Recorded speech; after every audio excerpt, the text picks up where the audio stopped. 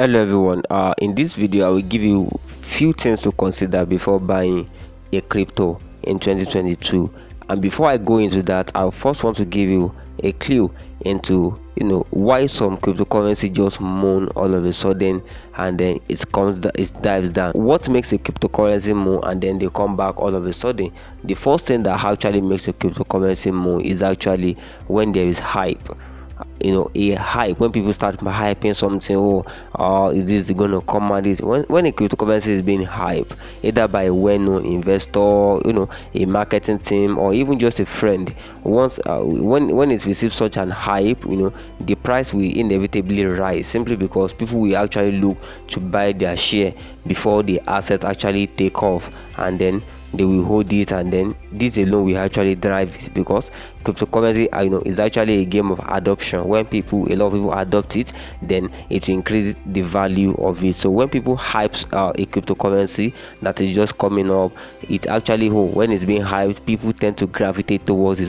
Let me buy it. But if a coin actually rise or moon because it is hyped, you can be sure the coin is coming down. And then we call something FOMO, FOMO, fear of missing out. Also, when something is being hyped and people are because it's being hyped, people are buying it, then other people tend to buy it because they don't want to miss out, because they'll be like, if I don't buy this thing, then maybe I will miss out of the opportunity. And this actually make people or people buy it more. Some people who don't want to miss out on the assumed opportunity, and because of that, the cryptocurrency also increases in value and it continues to moon. But as time goes on, you can be sure, if it's hype and fear of missing out that actually make a cryptocurrency moon, you can be sure it's going to come back to heart.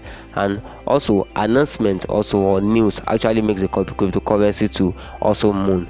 Maybe they announce a project, maybe they are moving to their own blockchain, like as Tether did recently, and maybe they are actually announcing a new airdrop for stakeholders, and maybe a change in network protocols. A lot of things like that are things that are actually make cryptocurrency increase in price.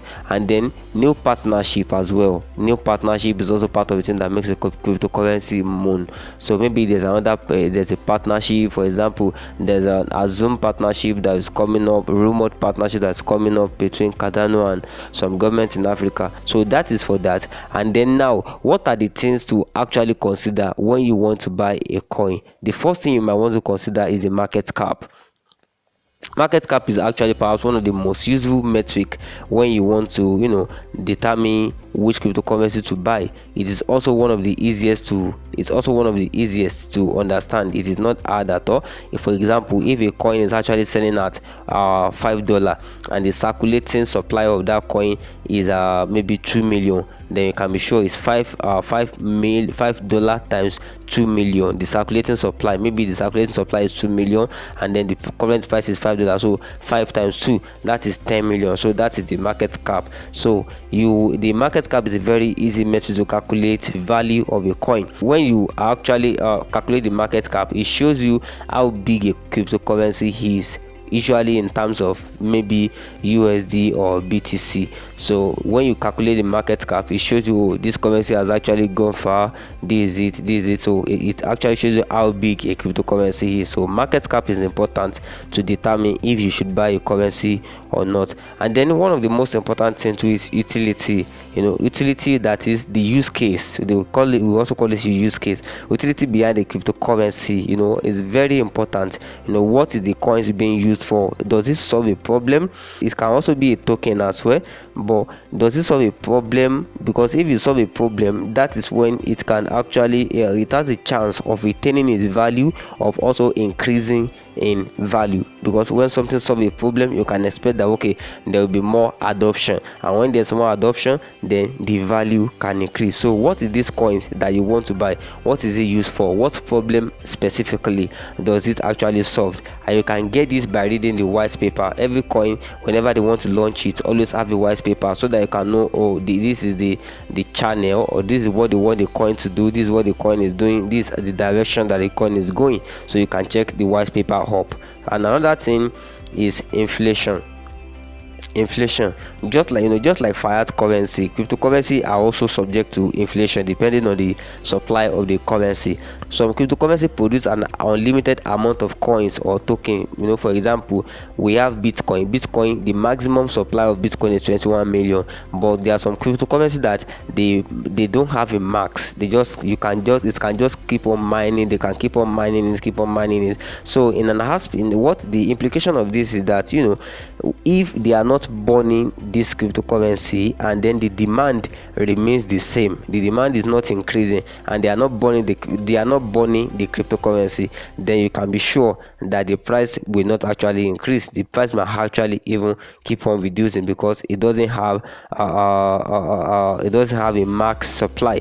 People can mine it, keep on mining it. So you want to have a currency that actually, and this takes me to the next one, that actually has a fixed amount, because if it doesn't have a fixed amount of supply, then and the demand does not change over time, then it wouldn't increase in value. And also, one thing that's important is burning. Burning is that maybe, for example, recently Cardano burned some coins. I think it's Cardano or BNB. They burn some coins. They can decide to, they want to burn 2 million Cardano. Burning means that the coin will no longer be in existence. They burn it, which will actually make the coins more scarce. And when it is more scarce, then you can be sure that the value will soon increase. And then another thing is that I'm talking about is the coin, the supply of it, is it finite, is it infinite or fixed? So cryptocurrency with an infinite supply has no set cap on the amount of tokens in circulation, meaning that more of the currency can always be mined. So when a cryptocurrency has a fixed supply, that means it can't go beyond that. For example, we can only have 21 million Bitcoin. We can't have more than that. And the implication of this is that something becomes more valuable when it's more rare, when it is scarce. So if you can get it everywhere, then you can be sure you wouldn't have more value over it. So you want to make sure that you are buying into cryptocurrency that has a fixed value. Like Bitcoin, we can only have 21 million Bitcoin and nothing more than that. But if we can have more than that, then we can be sure that the price will not. If Bitcoin actually has maybe an infinite number, or is actually infinite, that we can keep mining Bitcoin to maybe 50 billion or so. They are coin that the maximum supply is 50 billion. Those such kind of crazy stuff. So you want to make sure that you have a coin that has a reasonable level of supply, which is actually fixed. And then also, when you want to buy a coin, you should know if the coin is a token or is actually a real coin. When I'm talking about coin, the difference between coin and token is that a coin actually has its own underlying blockchain on its own, but a token is actually built on another blockchain. It doesn't have a blockchain of its own. For example, we have an example is Uniswap, which is built on the Ethereum blockchain. So you want to buy a coin that actually has its own blockchain. A coin is a crypto that has its own blockchain built from scratch, like Bitcoin. Bitcoin has its own blockchain. Ethereum has its own blockchain, which is open source. Solana has its own blockchain. Cardano has its own blockchain with special coding, stuff like that.